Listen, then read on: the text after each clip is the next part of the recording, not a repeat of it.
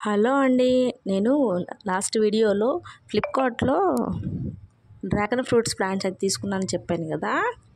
అవి కుండీలో అయితే పెట్టేశాను చూసేయండి. అలాగే మీకు ఒక చిన్న విషయం చెప్దాం అనుకుంటున్నానండి. అదేంటంటే మనకి ఈ బిజీ లైఫ్‌లో కొంతమందికైతే ఇంట్లో ఫుడ్ చేసుకోవడానికే టైమే ఉండట్లేదు. ఎక్కువగా చెప్పాలంటే కొంతమంది డాక్టర్స్ కూడా అలాగే ఉంటున్నారు. ఒక డాక్టర్ అంటే ఏంటి? ఒక మనిషికి ప్రాణం పోయడం కదా!